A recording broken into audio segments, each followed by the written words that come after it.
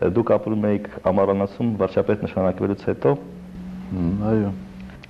Եվ նախագահ ընտրվելու դեպքում նույն շենքում եք ապրելու, թե գնալու եք որևէ այլ շենք նույն տարածքում, թե ընդհանրապես ինչ-որ ուրիշ տեղ։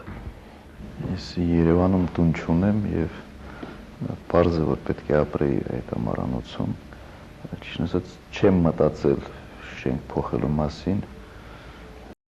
Պատասխանողներ Ռոբերտ եւ Բելլա Քոչարյաններից, Սեթրակ Քոչարյանից եւ Զարուհի Բադալյանից, Լևոն եւ Սիրանուշ Քոչարյաններից, Գանե Քոչարյանից եւ Վիգեն Չատինյանից, Հօգուտ Հայաստանի Հանրապետության դատախազությունը ապօրինի ցակում ունեցող գույքի բռնագանձման հայցով պահանջում է բռնագանձել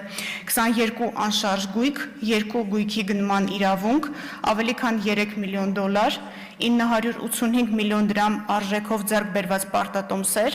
ավելի քան $1.4 միլիոն չափով ավանդ, 15 իրավաբանական անձում մասնակցություն, իրավաբանական անձանցից են Nairi Insurance, Toyota Երևան ընկերությունը, Target Group-ը եւ մի շարք այլ ընկերություններ,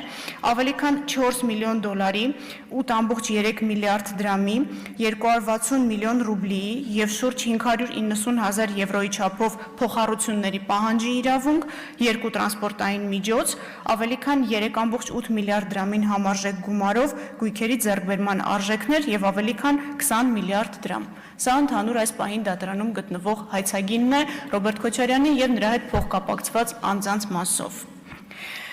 Ես Երևանում տուն չունեմ եւ պարզ է, որ պետք է ապրեի այդ ամառանոցում։ Մարդը այսօր խոսում է կոռուպցիայից, խոսում է ատկատներից, այն դեպքում, որ 2003 թվականի նախագահական ընտրություններում ինքը ամենաաղքատ նախագահի տեխնացուն էր, չուներ ոչինչ, 0։ Հենց ժամանակ էլ Սուրեն Սուրենյանցը մի ելույթ ունեցավ, արդյոք բոմժ էր Յունուշևը,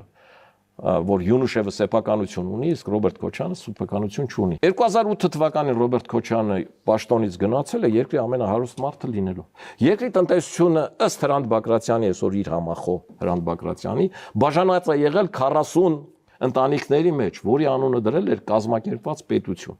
Ասում է իմ ժամանակով աղքատությունը կրճատվել է, գիտեք թե կրճատվել, որտեվ ինչքան աղքատ կար ապրել չէին կարողանում, ստիպված գնում էին արտագնա աշխատանքի կամ արտագաղթում էին ընդհանրապես ապրելու միջոց չունենալով։ 2008 թվականին եղել է այն թվականը, երբ որ Ռոբերտ Քոչյանի ամսական աշխատավարձը եղել է ամենաբարձրը իր մնացած տարիների համեմատ, աստիճանաբար բարձրացել է ամբողջ պետական համակարգին։ Եվ ահա 2008 թվականին Ռոբերտ Քոչյանի աշխատավարձը եղել է 400,000 դրամ, 400,000 դրամ։ Այդ նույն թվականի դոլարային ինդեքսով, դոլարի փոխարժեքով դա եղել է $1310, մարդը ամսական որպես նախագահ ստացել է $1310։ Ռոբերտ Քոչյանի ունեցվածքը, նրա եւ իր ընտանիքի ունեցվածքը գնահատվում է, ուշադրություն, $200 միլիոն։ Մի հատ էլ սենց իրար հետ պահեմ էլ, սա իր ամսական աշխատավարձն է, այս մի ձեռքինս, սա իր ընտանիքի ունեցվածքն է։ Մի հատ ուշադիր նայեք, էլի խնդրում եմ այս թվերի տարբերություն։